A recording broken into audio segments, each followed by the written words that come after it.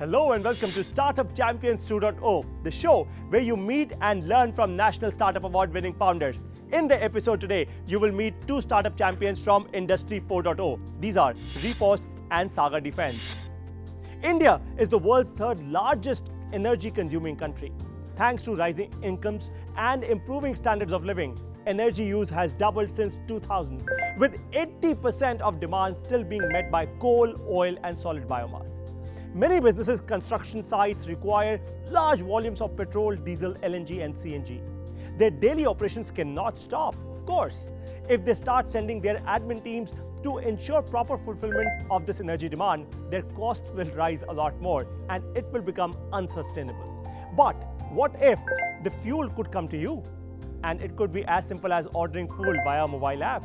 This is exactly what our startup champion has made possible with their service and technology. Let's see the Repos story. My family had a fuel station or a petrol pump which my dad was operating. When I actually came to our petrol pump, I saw the entire fuel getting distributed to multiple different people. Fuel is consumed in two ways. One is at the petrol pump where our vehicle comes and refills it. One is on the site when there are infrastructure equipments, construction equipments, DJ sets or large machines. They require fuel, but they never come to a fuel station. There is a barrel, a truck which comes to a fuel station, mounts barrel into it, and then they actually procure fuel from a fuel station for their asset. No one knows exactly what quantity of fuel they are going to get. And that's where innovation got clicked. Can we make a mobile fuel station which directly goes to a consumer? You can call it on an app, like how you order a cab, food or any equipment. That's how you will be able to order fuel at doorstep. Tata Motors was our biggest mentor to actually start the entire assembly line. Today I can proudly say what we started in 2017 in few hundred square feet. Today we are standing with few lakh square feet of assembly line. It's probably world's largest mobile petrol pump manufacturing facility. Multiple OEMs, multiple multinational companies across the globe are showing interest to start this similar facility in their country.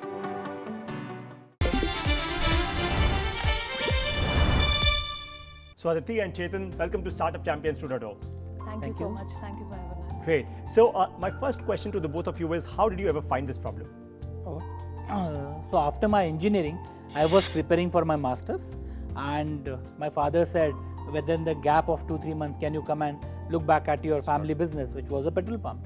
While I was at fuel station, I understood there is two types of consumption. One is happening at the fuel station, one is happening on site.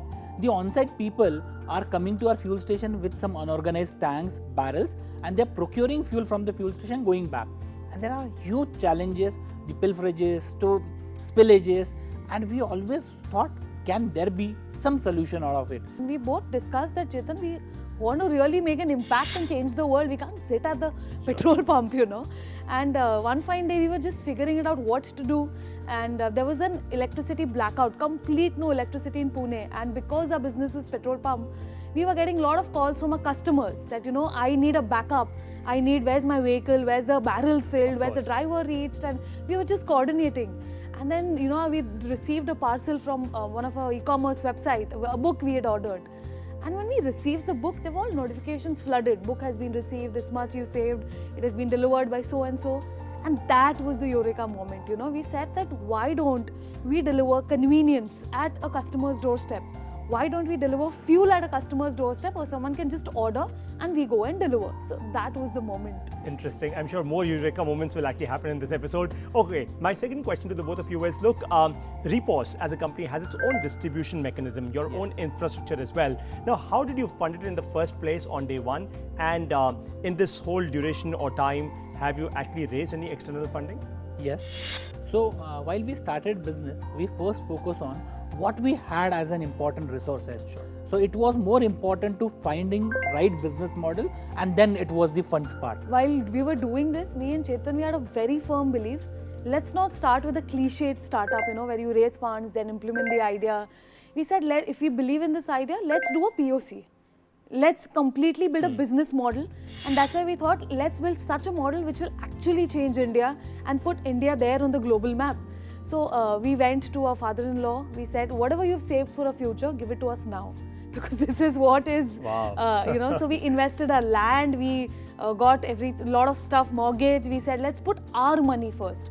So our family businesses were already generating money. So we said, instead of, putting it on luxury cars and everything, let's put it in the business. So we started investing with our own funds. Then second big thing that happened to us, everyone kind of disowned us because they said, what business you are into, it's a very big risk. Why are you leaving your family business and going into startup? So we said, but we really want to do this. This can take our country to the next level, Just imagine a last mile person in the country getting fuel or any kind of energy. So me and Chetan, we said, Chetan, we need a mentor, we need like a role model. And that's where, we both wrote down names of someone who inspires us. And one name came common was where Mr. Ratan Tata. So we said, let's go and meet him. Let's ask him direction. And he kind of gave me that look. He's not my neighbor, let's go and meet him. But we did. We made a 3D model of how we want to change India and how we need help. And we waited outside his house for like 12, 13 hours. We passed letters inside the house that we have a plan to change the complete energy distribution of India and take it to the world. We need your 15 minutes. We need your guidance. Call to action was we were waiting outside your house.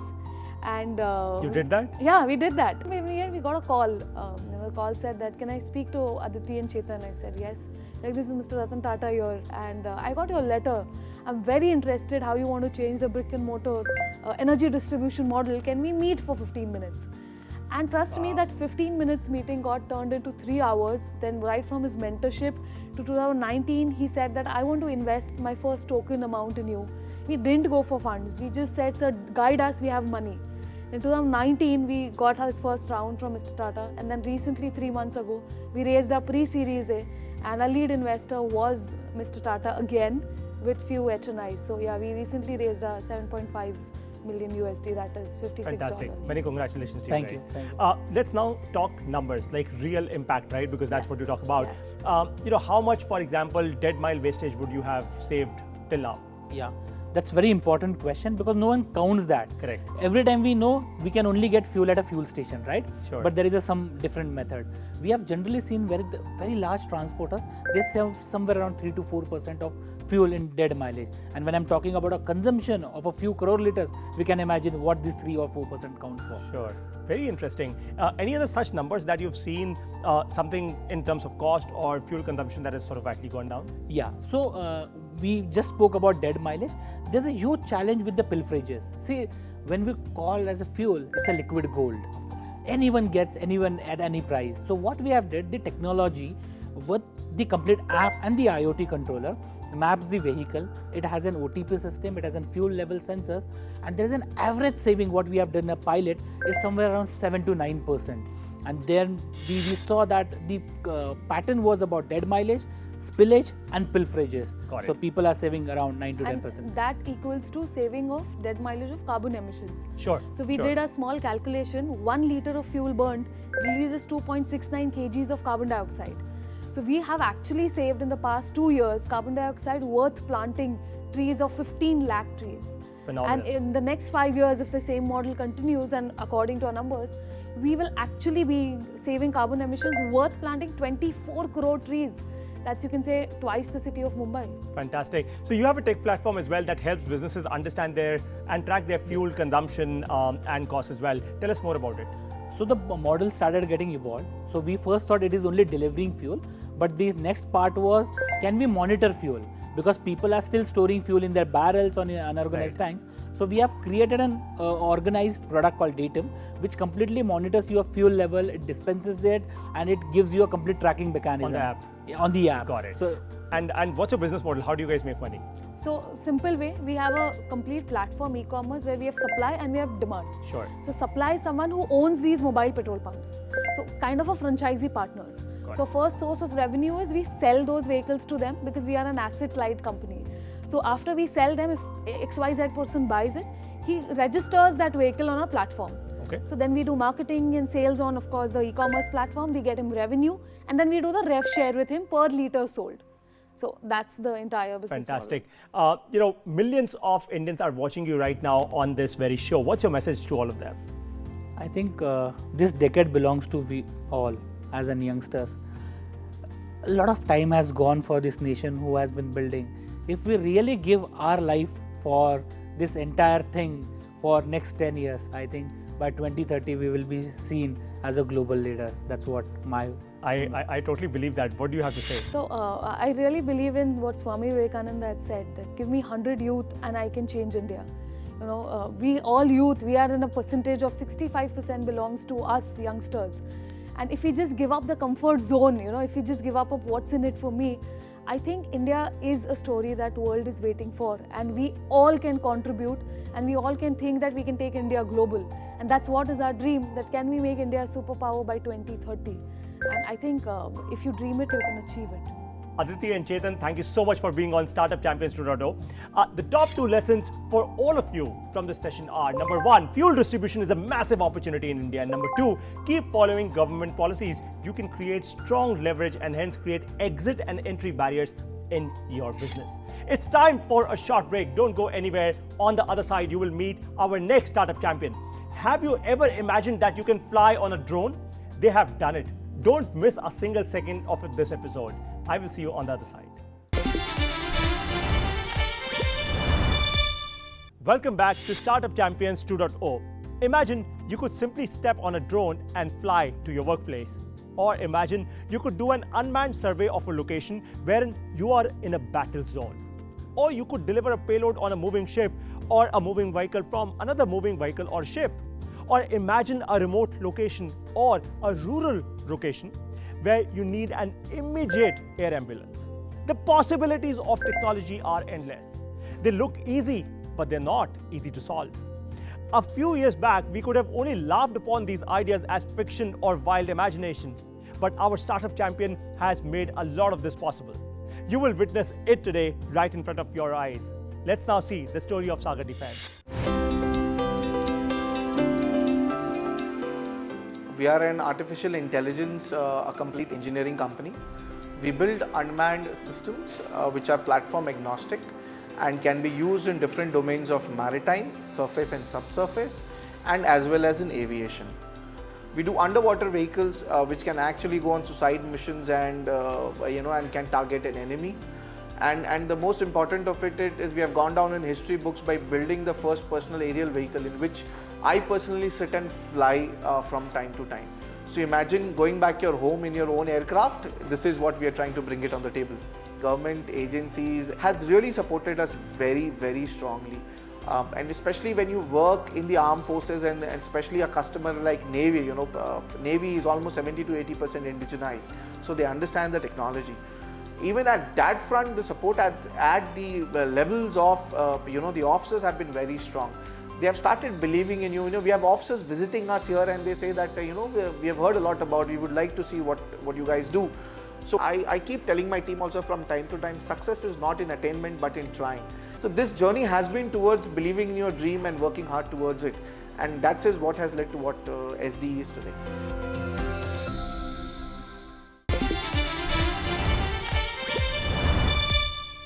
So Mridul and Anurag, welcome to Startup Champions 2.0. Thanks, Paritosh. Thank you. Fantastic. Tell us about your product. Look, there's so much on this table right now. I really, really want to understand. I am very intrigued. I'm very curious, and I'm sure so are our viewers.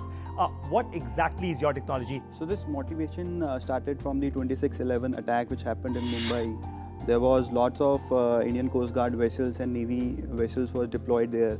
But still, Mr. Kasab was able to get into our shores. We have a coastline of more than 7,500 kilometers, and still we are not a maritime nation. So how did it all happen? It was a motivation for us to do something in this arena. So it all started with Captain Nikunj Parashar, who started this company back in 2015. And the goal was to build something which could help people out at sea and saving people lives out at sea, at the same time reducing the capex and opex by more than 45%.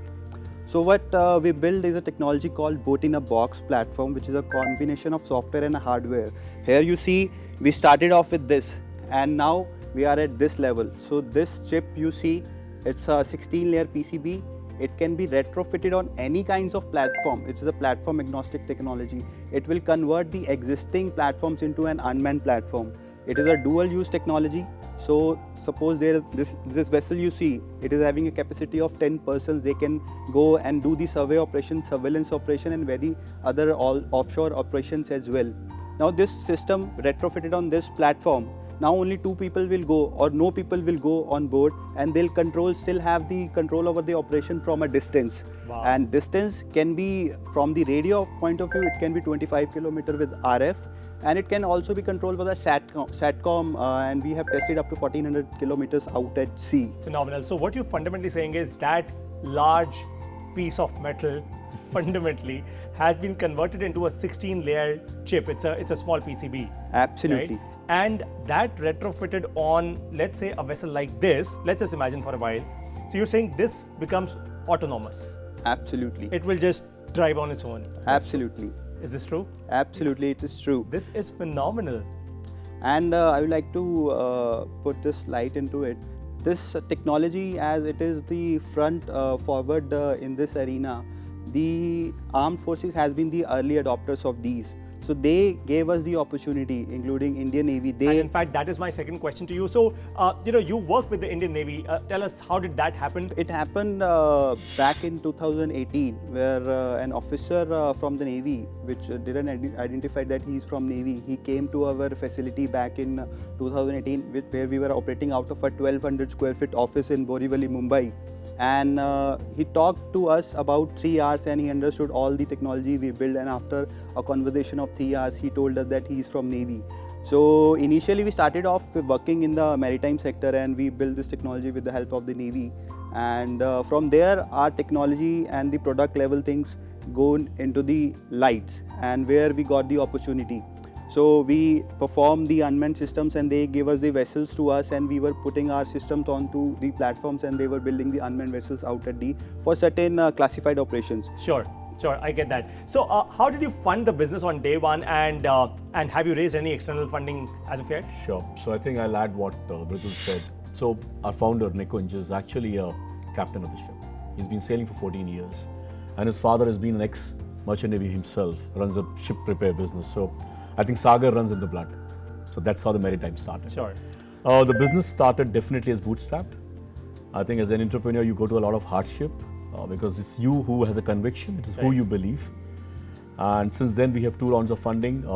Series Pre-A was ONGC, and Series A recently with ONGC and IDBI Ventures. So tell me something, what's your business model? How do you make money?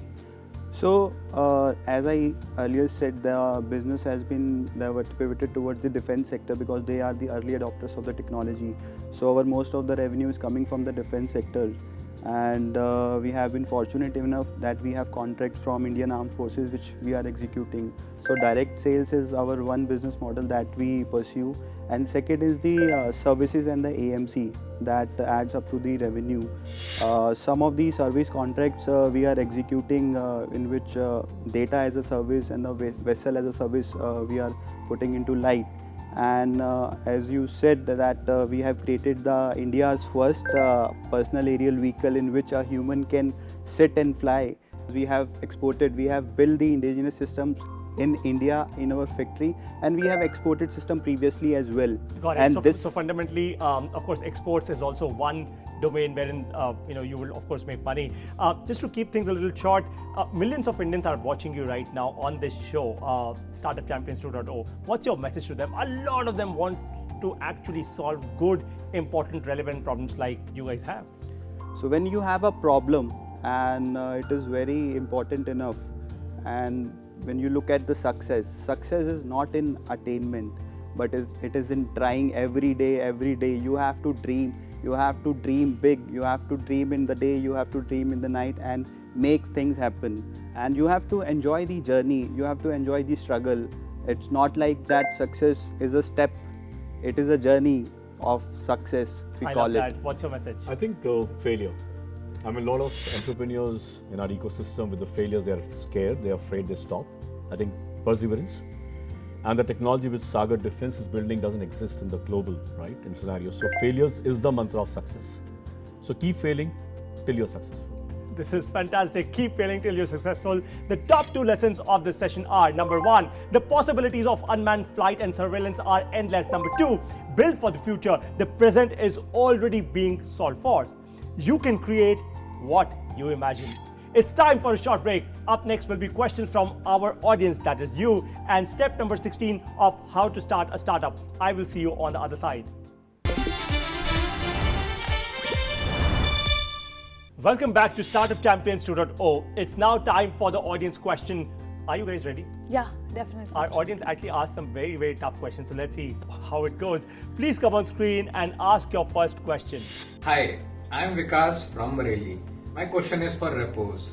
Do you map several deliveries in a location of industrial areas, or even if one order comes, you fulfill? So this is an interesting question. So we have a platform where someone can order. Okay. And when you go to order your order, so when we receive the order at the back end, it is based on an algorithm according to time, distance and your quantity.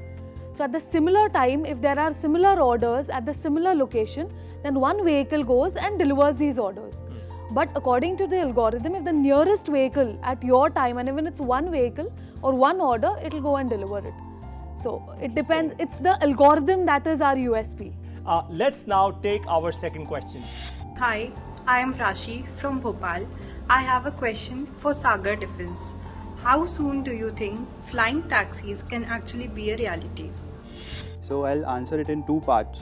So with respect to the technology and with respect to the regulatory frameworks. Sure. With respect to the technology, as we have already demonstrated the same, and the technology is capable enough that it can be scaled to a level where a person can sit and fly, and it will be air taxis like Ola and Uber in the coming 1.5 years with respect to the technology per se. But with respect to the regulatory framework, there are very certain stakeholders that are that are in this scenario, including the Ministry of Civil Aviation, DGCA and air traffic controllers as well. And we have to have unmanned traffic management systems to control these personal aerial vehicles and personal aerial taxis. So that as a company, we foresee 4 to 5 years down the line, we see person flying and going to a destination as per their convenience. I am fascinated with that thought. Fantastic. On that note, learning leads to earning. You all know this. Let's now continue our journey of learning with step number 16 of how to start a startup. Operate with data and KPI. You've learned about KPI before. Let's now talk about data and KPI together. Step number 1, design one growth KPI for your entire team. Remember this very, very well. Look, a lot of startups go wrong right here because they are not able to design that one growth KPI for all of their teams together. Because if this does not happen, nothing will fundamentally move further and forward. You will still keep doing a lot of hard work. You will still burn the midnight oil, but you will lead to nowhere. Step number 2, design one growth KPI for the entire company. Remember, as founders or as a chief executive officer or as a CXO, it is extremely important for you to remind your team, your customers, your partners, and of course your own self of that one growth KPI, the most important growth KPI that you are after. It might be revenue, it might be anything else that you're optimizing for. Number 3, host a weekly KPI tracking meeting. A lot of startups realize the fact that, look, KPIs have been done, we've designed, everything is done and dusted, but you forget tracking it. If you don't track your KPIs every week, you will never be able to understand your growth cohorts. So please remind yourself of these 3 important steps. If you do this, I promise you that step number 16 of how to start a startup at the Startup Champions 2.0 show will ensure that you never fail in your startup. What did you learn from today's episode? Tell me more about it. Share your feedback with us. Make your videos and post them on social media with hashtag StartupChampions2. In the next episode, you will meet startup champions from the food processing industry. Thank you for watching Startup Champions 2.0. Jai Hind.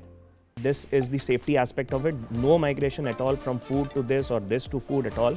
And in the convenience aspect of it, we have things like there is no leakage of oils, that kind of a thing, and reheatability is there. So then we decided that there are only 2 things that we need to focus: fast and wide distribution and effective marketing communication to our TG. So we are actually in the business of reducing sugar from our diet, right? And we do that using this plant called stevia.